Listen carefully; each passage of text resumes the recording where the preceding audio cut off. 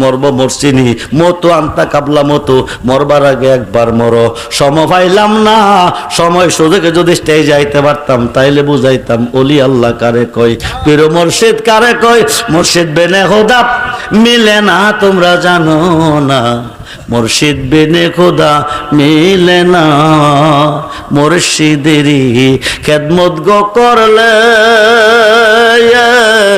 আল্লাহ নবীর দেদার মেলে গো এ কথাটা মসনবীর বর না তোমরা জানো না মুর্শিদ বিনে খোদা মিলে না। অর্ধেক টাকা দিয়ে কাফনের ব্যবস্থা কবর খনন করছে, কাফন দাফনের ব্যবস্থা দিয়ে মুড়ি চলে গেছে। পরের দিন ইব্রাহিম ইবনে সাইমান অর্ধেক টাকা দিয়ে কবর খনন, কাফনের কাপড় রেডি। কাবা ঘরের সামনে দাঁড়ায় চিন্তা করতেছে মুরিদ না এলে না মরলে কবরে শোয়া মুখারে কাপন পরা মুখারে মুরিদ আইয়া চতুর্দিকে একটা চক্করটা পূর্ব দিকে শুইছে ফিরে মরব বললা কুশিল মসজিদে যাইয়া দেখে দেহটা আছে রুহটা নাই। বলুন ইন্না লিল্লাহি ওয়া ইন্না ইলাইহি রাজিউন। চার তাকবীরে নামাজ দিয়া কাপনের কাপড় পরাইয়া নামাজ দিয়া কবরের পশ্চিম পাশে নিচে পীর ইব্রাহিম ইবনে সাইবান কবরে নামছে। উপর থেকে লাশটা বিসমিল্লাহ ওয়া আলা মিল্লাতি রাসূলুল্লাহকে ছাড়ছে। পীরে কবরে নামাইছে, পায়ের বান খুলছে, মাথার বান খুলছে, সিনার বান খুলছে। উপরে আসবে 40 কদম গেলে মুনকার নেকিরে তিনটা প্রশ্ন করবে।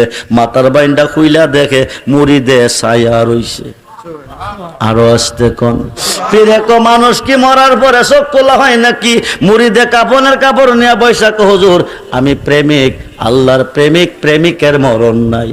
জোরে কোন সুবহানাল্লাহ। আল্লাহর প্রেমিক কইছে কার প্রেমিক? আল্লাহরে পাইলো কই? খোঁজ দে গিয়া আল্লাহ নবী সামনে পাইলাম তোমার ছবিও।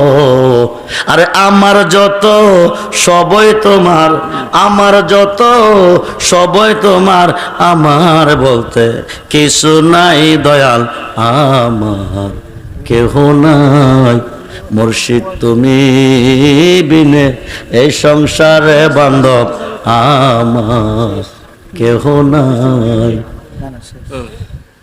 আল্লাহকে ভয় করবেন, নবীকে ভালোবাসবেন, 5 ওয়াক্ত নামাজ পড়বেন, মা বাবার খেদমত করবেন, ওলি আল্লাহর পক্ষে থাকবেন।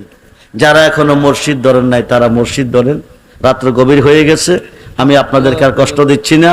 যদি আল্লাহ পাক বাঁচিয়ে রাখেন, বেঁচে থাকি, আবার কোনোদিন স্মরণ করেন আমি আসতে পারি। চেষ্টা করব যথাসময়ে মাইক নেওয়ার জন্য যথাসময়ে আলোচনা করার জন্য। শানে নবুয়াত, শানে বেলায়াত, রিসালাতের উপরে, মুর্শিদের উপরে আলোচনা করব। এখন দোয়া হবে, দোয়া না করে কেউ যাবেন না।